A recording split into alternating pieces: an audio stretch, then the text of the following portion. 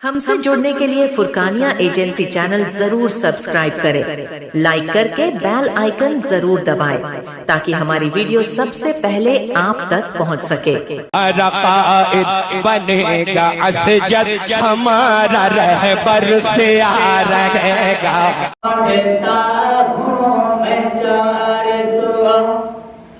तेरी शान जल्ला जलालगो, तुझे ढूंढता हूँ मैं चारे सो, तेरी शान जल्ला जलालगो, कि तुझे ढूंढता हूँ मैं चारे सो, तेरी शान जल्ला जलालगो, तू मिला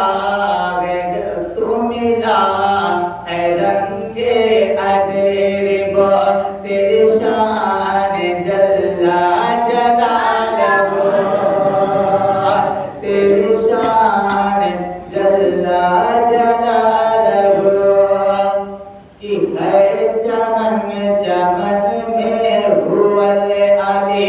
मुस्कुरा कर बोले सुभान अल्लाह। फकत जो है हमारे घड़ी में तकरीबन 11 बज रहे हैं, 11 बज सकते। अल्लाह ताला कुरान में फरमाता है, लोगों हाफिजों से उल्फत रखो यानी मोहब्बत रखो। क्यों? अला शरबता नसूहा। कुरान में अल्लाह फरमाता है, तुमने अगर एक हाफिज को अच्छी निगाह से परवरिश करके 10 रुपया दिया होगा, तो कल तुम्हें जब जहन्नम की तरफ ले जाया जाएगा तो तुम हाफिज के नूर को देखकर पहचान लोगे कि यही वो हाफिज है जिसे हमने 10 रुपया दिया था। तो अल्लाह से वो हाफिज को पहचान करके हाफिज को आवाज देकर हाथ पकड़ लेगा, कहेगा तुम्हें मैंने फला दिन 10 रुपया दिया था, आज तुम उसका मुझे बदला अता दे दो। तो वो हाफिज अपने रब की बारगाह में दुआ करेगा, अल्लाह आज मुझसे बदला मांगता है, मौला क्या अता करे? तो अल्लाह फरमाएगा कि तुम देखते हो क्या, कुरान की तिलावत करो। तब अल्लाह ताला कुरान के हुक्म से, कुरान की बरकत से अल्लाह ताला उसकी मग़फ़िरत अता फरमा देगा। एक हाफिज की बात है, हाफिज बनाना इतना आसान नहीं प्यारे। 30 पारे को इस दिमाग के अंदर रख करके और फिर बात करना बड़ी बात है प्यारे। 30 पारे 6666 आयतें, 30 पारे। पन्ने को गिनो कितने पन्ने हैं? पूरी की पूरी कुरान दिमाग के अंदर, फिर हदीस दिमाग के अंदर, और उसके बाद में जब इंसान जिहारत करता है तो ना जाने फिर क्यों जहन में उठक बैठक शुरू होती है। इसलिए क्योंकि हम और आप अल्लाह के बंदे और अल्लाह ने हम पर इनाम फरमाया। किन पर? जो रसूल और अल्लाह का खौफ रखता है, दिन में अल्लाह उसकी मग़फ़िरत अता फरमाएगा। अल्लाह ताला हमारे जो है भाई की तमाम मग़फ़िरत अता फरमाए। मुस्कुरा कर कहते हैं सुभान अल्लाह। किसी शायर ने इसलिए क्या खूब कहा था कि चमक तुझसे पाते हैं सब पाने वाले, मेरा दिल भी चमका दे चमकाने वाले।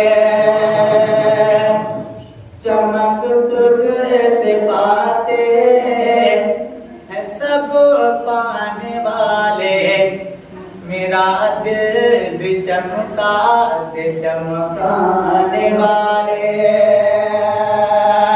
कि बरसता नहीं देख कर अब रहमत, या अल्लाह कि बरसता नहीं देख कर अब रहमत, बदों पर बरसाने वाले, चमक तुझसे पाते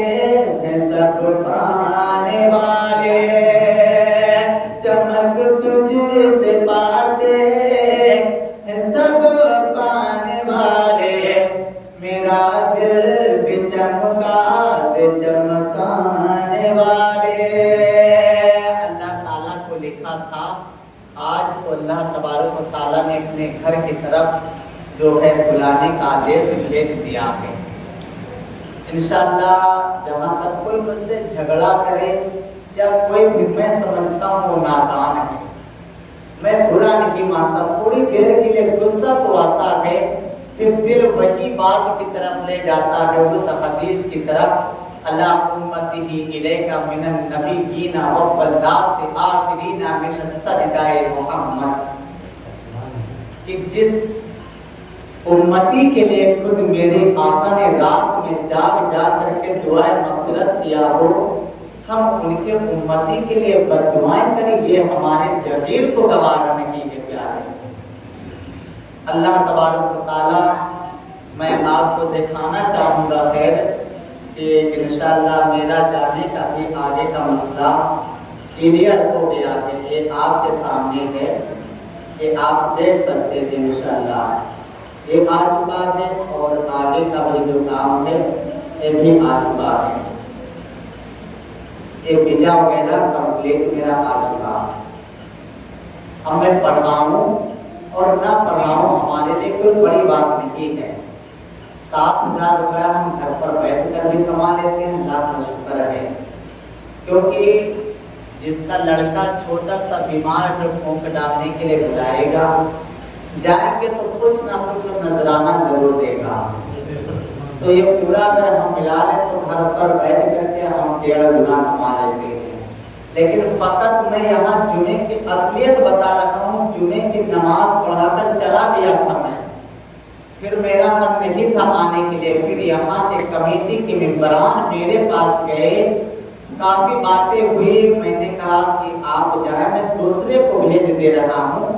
تو انہوں نے ایک بات یہ کہا کہ اگر آپ میرے وہاں نہیں جائیں گے تو جب دنیا میں رہیں گے مرنے کے بعد اللہ کی بارگاہ میں آپ کی شکایت کریں گے.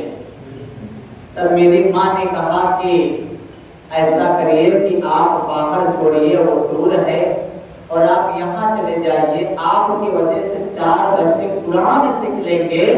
ہمارے لیے، آپ کے لیے، ان کے والدین کے لیے مغفرت کی یہی ایک ذریعہ بن جائے گی.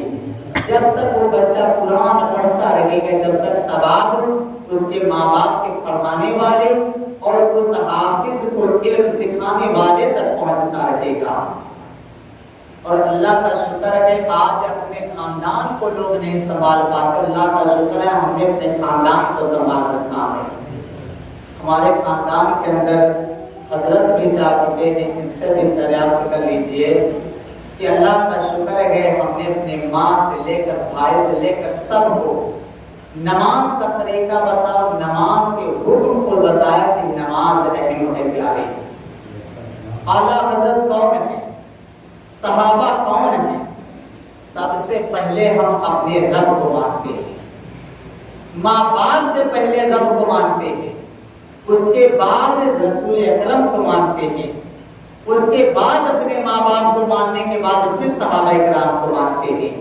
کیونکہ میرے نبی نے کہا تھا، میرے نبی راستے سے گزرے، بخاری شریف 347 کی حدیث ہے.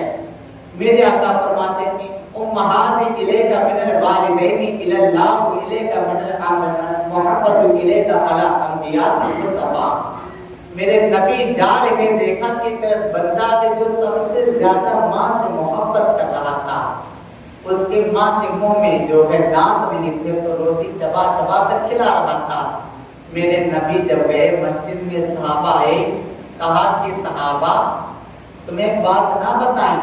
صحابہ فرماتے یا رسول اللہ دل بے قرار ہے، بتائیں. میرے نبی فرماتے ہیں صحابہ جب تک وہ پکا مومن نہیں ہو سکتا، جب تک ایک کامل ایمان والا نہیں ہو سکتا، جب تک ماں باپ سے زیادہ مجھ سے محبت نہ کر لے. اور ایک کیوں نبی نے بتایا؟ صحابہ کرام کی تحلیل کے اندر موجود ہے. صحابہ فرماتے اس لیے بتایا کہ جب تم نبی سے دل لگا بیٹھو گے تو جو دنیا کے اندر کوئی اس لڑکی سے محبت، کوئی اس لڑکی سے، یہ دور ہو جائے گی. جب تم اپنے نبی سے دل لگا بیٹھو گے तो उस दिल के अंदर फिर दूसरे की गुजारा नहीं होगी सिवाय उसके जिसके साथ तुम्हारा निकाह हुआ होगा। इसलिए मेरे नबी ने कहा, लोगों मोहब्बत करो अपने वालिदैन से और नमाज पढ़ो। ये मिलाद क्या है? मिलाद पढ़े हम और आप, कितना भी सदका करा सोना इसमें लुटा दो आप, और फजर की नमाज छोड़ दो, अल्लाह की बारगाह में सख्त गुनहगार, सख्त गुनहगार अल्लाह की बारगाह में। तो नमाज अहम है। नमाज में क्या पढ़ा जाएगा? जब इल्म वालों के पास बैठोगे तो पता चलेगा क्या पढ़ा जाएगा। मैं हमेशा से नमाज क्या तरकीब बताते आया हूँ, और वो चीज हमने बताया कि जो हमसे आने से पहले मौलवी ने नहीं बताया होगा। हमने कुरान का भी हवाला दिया। मैं कोई भी चीज पढ़ता हूँ सबसे पहले किताब देता हूँ कि मुझसे जहालत मत करो, कुरान पहले जाकर उस आयत को पढ़ो जो मैंने बताया है। अगर वो बात गलत है तो आपकी तलवार हमारी गर्दन है, क्योंकि मुझे अपने जो है कब्र से बड़ी मोहब्बत और बड़ा खौफ भी है। एक तरफ सोचता हूँ लोग दफना आएंगे कब्र के अंदर, क्या होगा? अल्लाह से पनाह मांगता हूँ, मेरे मौला खताकार हूँ, गुनहगार हूँ, जिनाकार हूँ, गुनाहों में डूबा हुआ हूँ।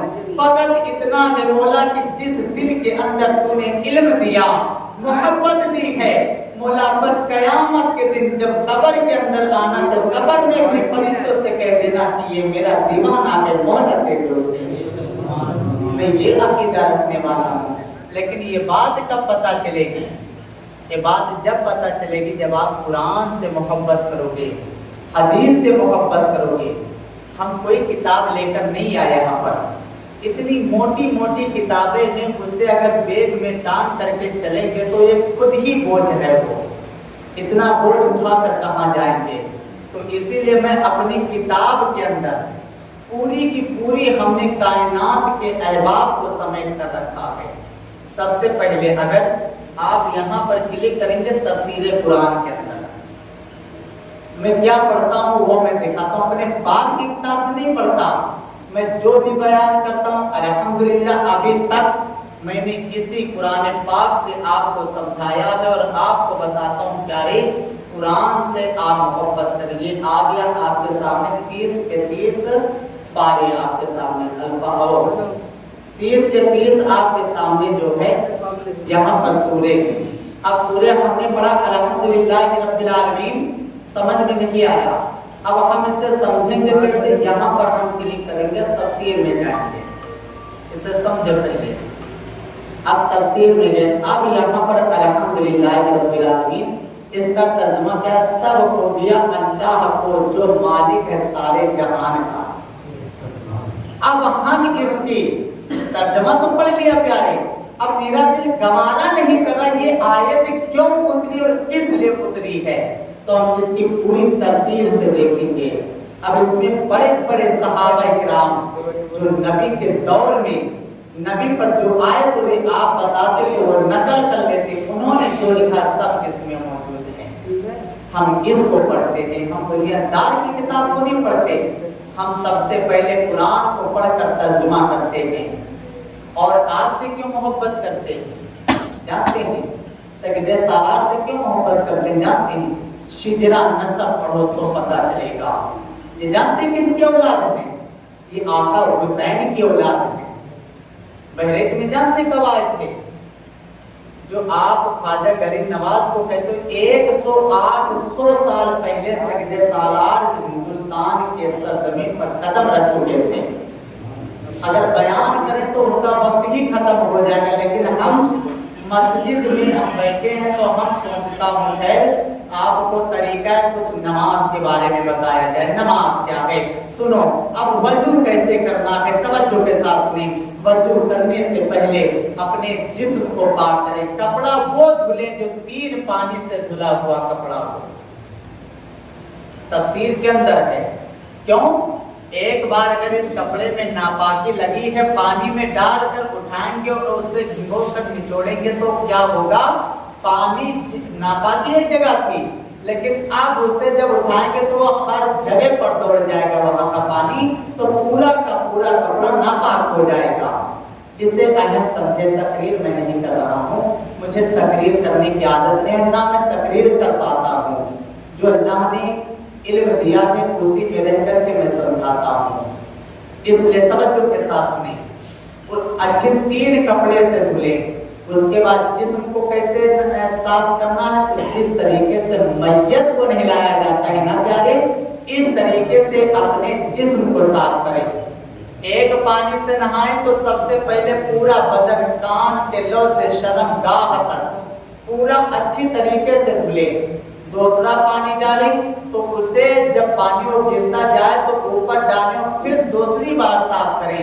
तीसरे पानी से नहाने के बाद में जब खड़े हो तो आओ, अब रसूल की बारगाह में आओ, मेरे आका ऐसा अमल बताया जाए कि हम गुनहगारों को भी उम्मत मुस्लिमीन का वो खबर हो जाए कि जो इतनी बीमारी आती है, अल्लाह ताला कुछ बीमारियों में हल्की आसानी फरमा दे।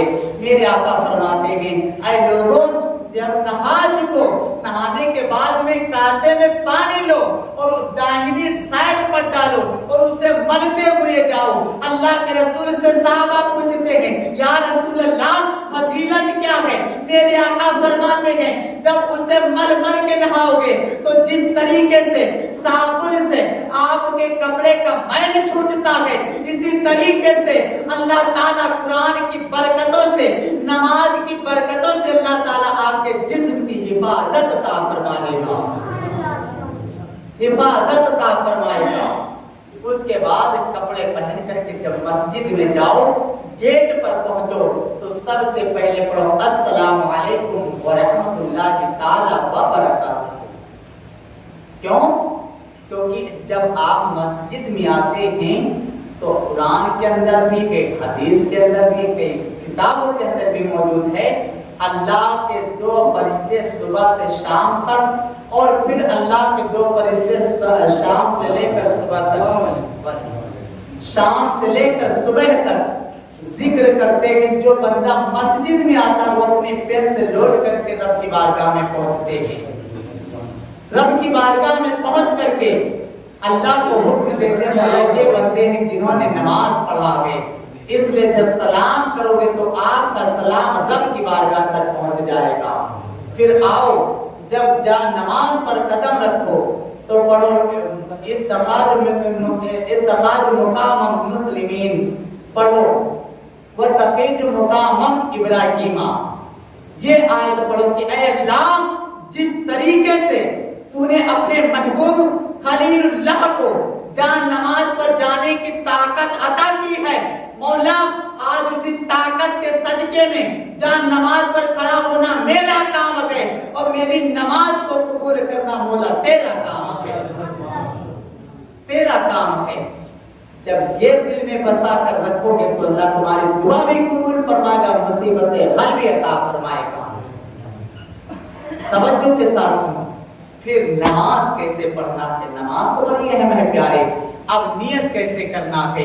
तो अगर मेरे आका फरमाते सहाबा 3 तरीके से नमाज पढ़ा करो। क्या तरीका बताया मेरे नबी ने? मेरे आका फरमाते जब हाथ को कान के लौ तक ले जाओ तो हाथ को ताकत के साथ कान के लौ तक। अब सहाबा फरमाते या रसूल अल्लाह, इसकी क्या फज़ाइल है? मेरे आका फरमाते सहाबा, जो लोग नमाज पढ़ते वक्त अल्लाह अकबर कह करके कान के लौ तक हाथ ले जाते हैं और ताकत के साथ ला करके नाक पर बांधते हैं, तो अल्लाह ताला उनके नमाज की बरकत की वजह से जो उसमें बीमारी आने वाली होती है, अल्लाह ताला उस बीमारी को दूर फरमा दिया करता है। उस बीमारी को अल्लाह ताला दूर फरमा दिया करता है। एक किसकी फजीलत है? नमाज ही की तो फजीलत है प्यारे। जब दुनिया के अंदर नमाज का इतना बड़ा अहकाम है तो कब्र के अंदर भी तो नमाज काम आएगी। अब आओ,